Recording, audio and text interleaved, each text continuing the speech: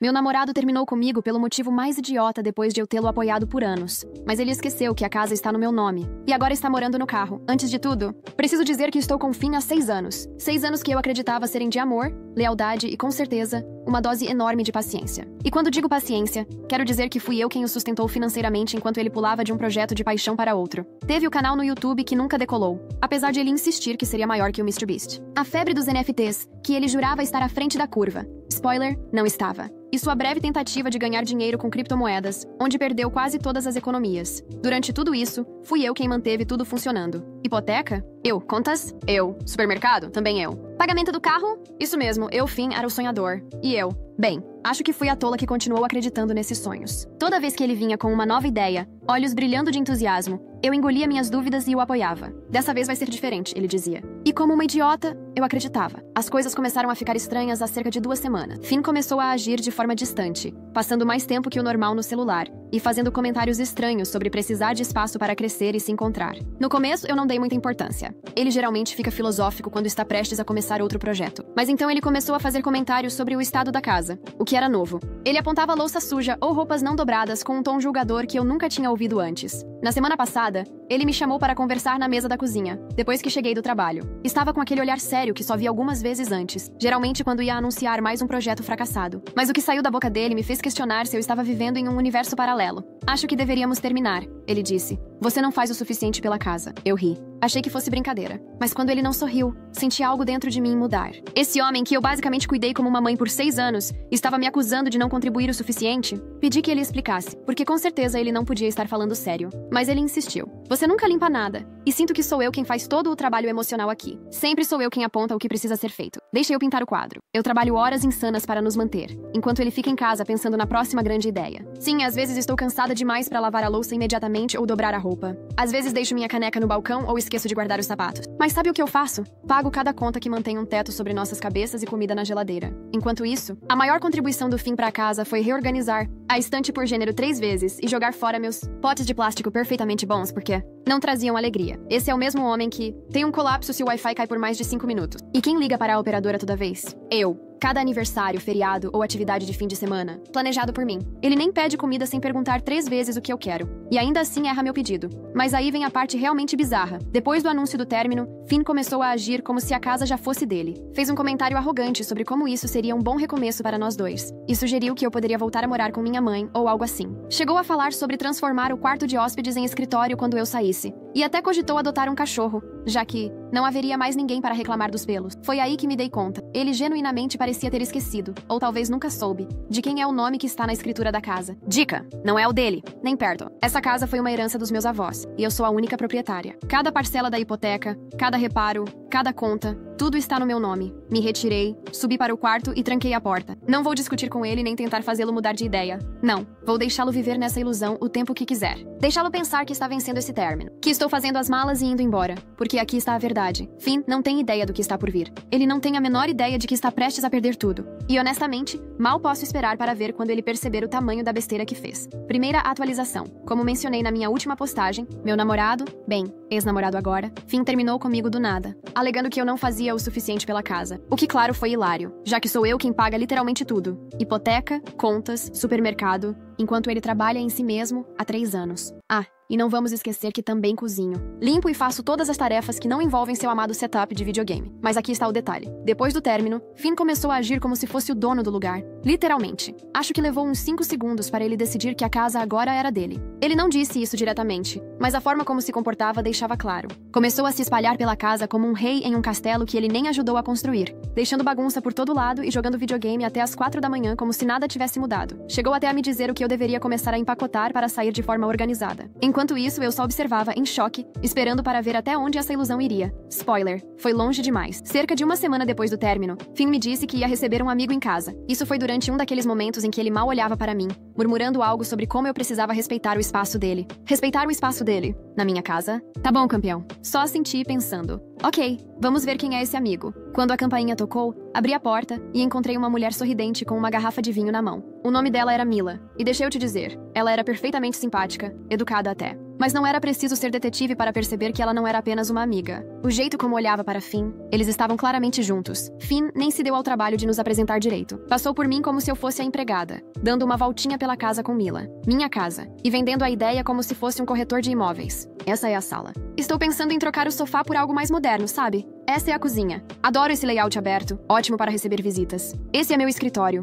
É onde faço a maior parte do meu trabalho hoje em dia. Quase engasguei quando ele disse essa última parte. Trabalho? Esse homem não tem um emprego desde 2018. O escritório, ao qual ele se referia, é o quarto de hóspedes que eu montei para ele tentar fazer uns freelas, por mais que virou o lugar. Onde ele joga Fortnite, Mila estava encantada. Dava pra ver que ela já estava se imaginando morando ali, vivendo uma vida digna de post no Pinterest. Enquanto isso, eu estava na cozinha, segurando minha caneca de café com tanta força que achei que ia quebrar. Nesse ponto, eu tinha duas opções: explodir e dizer tudo o que estava engasgado ou manter a calma e deixar Finn cavar o próprio buraco. Escolhi a segunda. Honestamente, queria ver até onde ele levaria essa farsa. A noite inteira, Finn agiu como se já tivesse superado tudo e estivesse me permitindo ficar ali até eu me resolver. Teve a audácia de me puxar de lado e dizer: acho melhor começarmos a pensar num cronograma para sua saída. Sem pressa, claro. Mas Mila e eu precisamos começar a planejar. Planejar o quê? Uma festa de boas-vindas na minha sala? Só sorri e disse: ah, não se preocupe comigo. Estou cuidando de tudo. Você precisava ver a cara dele. Tão convencido. Ele realmente achava que tinha vencido. Na manhã seguinte, fiz meu movimento. Enquanto Finn ainda dormia, liguei para um chaveiro e mandei trocar todas as fechaduras. O serviço foi rápido, menos de 1 hora. Paguei, agradeci e sentei com uma xícara de chá, esperando. Quando Finn finalmente acordou e entrou na cozinha como se fosse o dono do lugar, avisei casualmente: ah, troquei as fechaduras hoje cedo. Você vai precisar pegar suas coisas e sair até o fim do dia. Gente, o pânico no rosto dele. Ficou pálido. O que você quer dizer com trocou as fechaduras? Você não pode fazer isso. Ah, eu posso sim. Essa casa é minha, lembra? Está no meu nome. Você não está na escritura. Não está na hipoteca. E agora, não está mais bem-vindo aqui. Ele tentou argumentar, implorar, até fazer chantagem emocional. Eu achei que você me amava. Achei que estávamos construindo algo juntos. Mila apareceu no meio disso tudo, provavelmente esperando mais uma noite aconchegante com o namorado. Em vez disso, viu Finn empacotando suas coisas enquanto eu, de braços cruzados, lembrava ele de não esquecer a cadeira gamer. Ela estava visivelmente confusa e perguntava: espera, essa casa não é sua? Finn nem tentou responder. No fim do dia, Finn se foi. Mila também. Me serviu uma taça de vinho. Sentei no sofá que Finn queria trocar e refleti sobre o quão perto eu estive de perder tudo por ser generosa demais com meu tempo, meu dinheiro e minha paciência. Nunca mais. Ah, e caso alguém esteja se perguntando, Finn agora está pulando de sofá em sofá na casa de amigo. Soube por um conhecido em comum que Mila terminou com ele também, quando descobriu que ele estava desempregado, sem dinheiro e praticamente sem teto. O nome disso? Karma. Segunda atualização. Achei que tudo tinha acabado, mas aparentemente Finn ainda não tinha terminado de se humilhar. Poucos dias depois que ele saiu, recebi uma ligação do nosso amigo em comum, Caleb, que queria saber como eu estava, pelo tom da voz dele. Percebi que estava tentando arrancar alguma coisa, então fui direto. Foi o Finn que te mandou, Caleb? Ele hesitou, mas acabou revelando tudo. Aparentemente, Finn vinha planejando esse término há meses. Estava contando para todo mundo, amigos, conhecidos, até a família, que estava prestes a assumir a casa e começar uma nova fase da vida. Se fazia de namorado sofredor, dizendo que aguentou minhas reclamações por anos. Segundo ele, a casa era praticamente dele, por todo o trabalho que teve para transformá-la em um lar. Tive que interromper Caleb porque quase engasguei de tanto rir. Que trabalho? Esse homem mal lavava a própria roupa, quanto mais fazia algo pela casa. Perguntei se Finn alguma vez mencionou o pequeno detalhe de que a casa estava no meu nome. Caleb disse que Finn achava que eu simplesmente sairia quando ele pedisse. E se não saísse, ele daria um jeito. Ah, Finn. O doce e delirante Finn. Ele estava tão confiante de que eu cederia a casa que chegou a comemorar antes mesmo do término. Disse às pessoas que finalmente estava livre para focar na própria vida. E até fez planos para uma festa de boas-vindas. Na minha casa. A audácia Caleb também me contou algo que realmente me irritou. Finn estava diminuindo tudo o que eu fiz por ele. Disse às pessoas que eu mal pagava as contas e que era ele quem sustentava tudo. Isso vindo do cara que nem sabia o valor da hipoteca mensal. As mentiras eram tão descaradas e absurdas que só consegui rir. Agradeci ao Caleb pelas informações e comecei a pensar em como encerrar essa história de um jeito que Finn jamais esqueceria. A princípio, considerei deixar pra lá. Finn tinha ido embora. A casa era minha e eu finalmente podia seguir em frente. Mas aí lembrei de tudo que ele me fez passar. Anos de manipulação emocional, exploração financeira e agora essa campanha de difamação ridícula. Não, eu não ia deixar barato. Decidi atingir Finn onde mais doía, no ego. Primeiro mandei uma mensagem coletiva, educada, mas firme para nossos amigos em comum, esclarecendo alguns pontos. A casa estava 100% no meu nome. Finn nunca pagou 1 centavo da hipoteca ou das contas. Qualquer alegação de que ele construiu nossa vida juntos era pura mentira. Mantive o tom factual e sem emoção, mas incluí capturas de tela de contas antigas e do contrato de aluguel com meu nome. Até mandei uma foto da escritura, só com meu nome. Não ia deixar ele distorcer a narrativa. Segundo,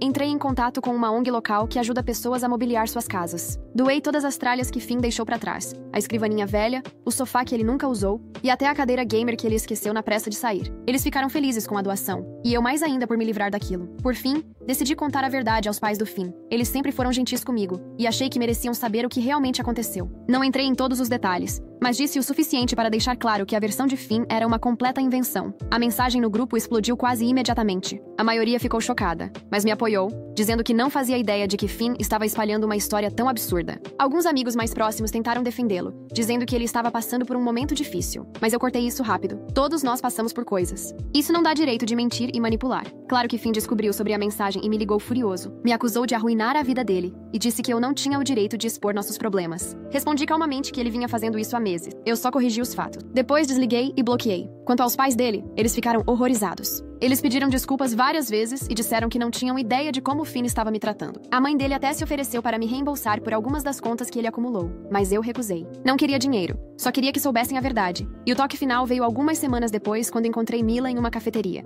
Ela veio até mim, claramente constrangida, e pediu desculpas por ter se envolvido. Disse que Finn mentiu sobre tudo, inclusive sobre a casa ser dos dois. Então ela me contou a coisa mais engraçada que eu vi o ano inteiro. Finn estava morando no carro. Aparentemente, nenhum dos amigos quis acolhê-lo depois de descobrir a verdade. A verdade é que nem os pais dele quiseram ajudá-lo. Finn queimou pontes demais e agora está colhendo as consequências. Eu não desejo que ninguém fique sem teto, mas nesse caso, não posso dizer que sinto muita pena. Ele fez a própria cama, ou melhor, o próprio banco traseiro, e agora tem que deitar nela. Terceira atualização. Lembra quando eu disse que Finn ainda não tinha desistido de tentar recuperar a casa? Pois bem, prepare-se, porque a história ficou ainda mais absurda. Semana passada, eu estava almoçando com minha irmã, Nora, quando ela começou a agir estranho. Ficava olhando o celular e me lançando uns olhares esquisitos, como se quisesse me contar algo, mas não soubesse como. Até que perguntei o que estava acontecendo. Não fica brava, ela começou. O que nunca é um bom sinal. Mas o Finn me procurou semana passada. Quase cuspi minha bebida. O quê? Aparentemente, Finn está por aí dizendo a quem quiser ouvir que tínhamos algum tipo de acordo verbal sobre a casa. Segundo ele, éramos praticamente casados. Não éramos. E ele contribuía significativamente para o lar.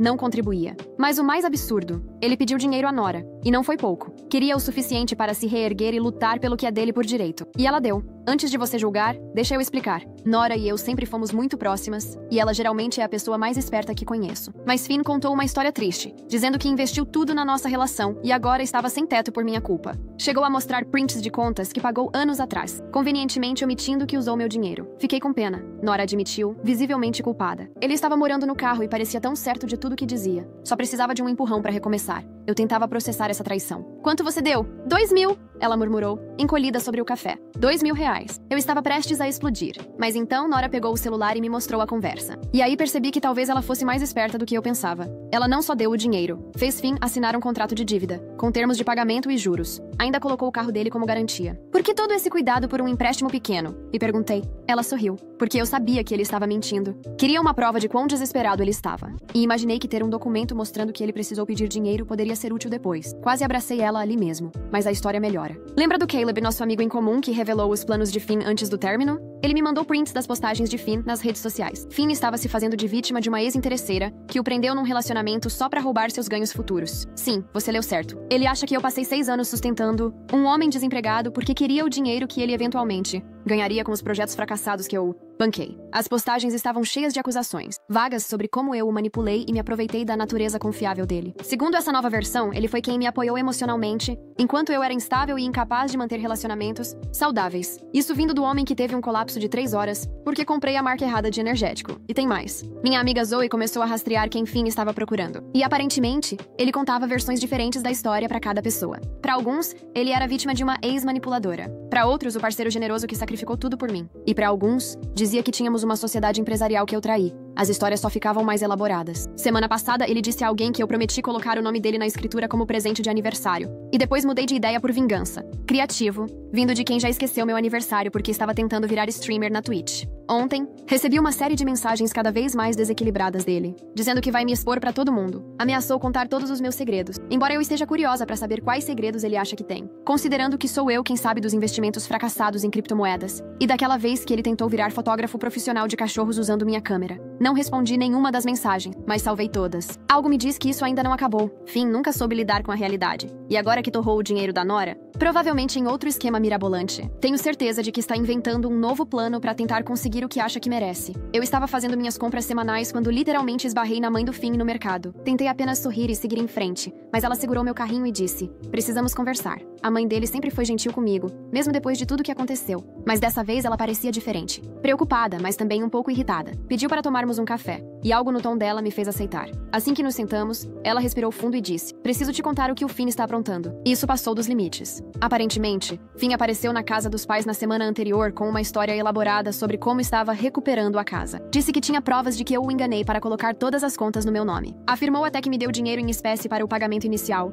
A mãe dele interrompeu na hora, lembrando que ela e o pai estavam presentes quando comprei a casa, antes mesmo de Finn se mudar. Mas ele ignorou. Continuou falando que estava montando um processo e precisava de dinheiro para fazer justiça. Quando os pais se recusaram a dar dinheiro, ele surtou. Começou a acusá-los de nunca apoiarem seus sonhos e de estarem do meu lado contra o próprio filho. Ela parecia exausta ao contar tudo isso. "Esse não é o garoto que eu criei", disse. "Não sei o que aconteceu com ele." E aí veio a parte mais reveladora. Ela começou a me contar coisas que eu nunca soube. Como Finn disse à irmã mais nova que me comprou a parte da casa meses atrás, e por isso precisava do dinheiro dela para reformar sua propriedade. A irmã, com 19 anos e confiando no irmão, deu suas economias. Ou como ele foi de parente em parente contando versões diferentes da história. Para alguns, éramos casados em segredo. Para outros, eu prometi a casa em troca de trabalho emocional. Palavras dele, não minha. Disse até à avó que eu estava mantendo seus equipamentos de jogo como reféns. Os mesmos que doei para a caridade meses atrás. A mãe dele pegou o celular e me mostrou prints de uma página no GoFundMe que ele criou. "Ajude o homem local a recuperar sua casa de ex-manipuladora." Quase engasguei no café. A página estava cheia de histórias inventadas sobre como ele investiu todas as economias na casa, quais economias, e como eu manipulei os documentos para excluí-lo. Postou fotos da minha casa dizendo que ele fez todas as reformas, sendo que a única coisa que Finn já fez foi mudar os móveis de lugar quando estava evitando procurar emprego. O mais louco? As pessoas estavam doando. Não muito, mas o suficiente para ele achar que o plano estava funcionando. Conseguiu cerca de R$ 800 antes da mãe denunciar a página e conseguir que fosse removida. "Eu precisava fazer alguma coisa", ela disse. "Ele precisa encarar a realidade." Ela contou que Finn estava dormindo no carro, na entrada da casa dos pais há uma semana. Ele se recusou a entrar, a menos que eles apoiassem sua causa. Saía de manhã dizendo que tinha reuniões sobre a casa. Ele voltava à noite com novas histórias sobre seu progresso. A mãe dele finalmente perdeu a paciência quando ouviu ele tentando convencer a Mila. Lembra dela? A ser testemunha de que a casa era dele. Mila, para crédito dela, riu e desligou na cara dele. "Não estou te contando isso para você sentir pena", ela disse. "Estou te contando porque quero que você esteja preparada. Ele não vai parar até não ter mais escolha." E então ela fez algo que me surpreendeu. Me entregou um pequeno álbum de foto. Dentro, imagens do Finn nos últimos anos. Em eventos de família, feriados, momentos casuais. Em todas, ele estava no celular ou no laptop, supostamente trabalhando em sua próxima grande ideia, enquanto todos ao redor viviam de verdade. "Eu devia ter percebido antes", ela disse. "Como ele usava as pessoas. Como sempre tinha um plano. Eu o protegi por tempo demais. E sinto muito que você tenha sido uma das vítimas." Tentei devolver o álbum, mas ela recusou. "Fique com ele. Talvez um dia ele queira ver quem ele costumava ser. Mas por enquanto, preciso fazer o que devia ter feito anos atrás." Ela me contou que ela e o pai do Finn tomaram uma decisão. Vão trocar as fechaduras e cortar o acesso dele ao Wi-Fi. Nada de dormir na entrada da casa. Nada de alimentar as ilusões dele. Eles consertaram para que ele ficasse com um tio em outro estado, que lhe ofereceu um emprego de verdade. Sem computadores. Sem esquemas. Apenas trabalho honesto. Ele pode aceitar a oferta e colocar a vida nos trilhos, ou se virar sozinho. Mas eles estão cansados de vê-lo tentar destruir a vida dos outros porque ele se recusa a construir a própria. Na saída, ela me abraçou e sussurrou: "Obrigada por mostrar a ele que existem consequências. Só queria que ele aprendesse com elas." Fiquei ali, vendo ela se afastar, sentindo uma mistura estranha de emoções. Alívio por a própria família dele finalmente enxergar quem ele é, e tristeza pelo homem que ele poderia ter sido. Muito obrigado por assistir até o final. Por favor, se inscreva no canal e ative o sininho. Deixe um comentário, gosto muito de ler todos!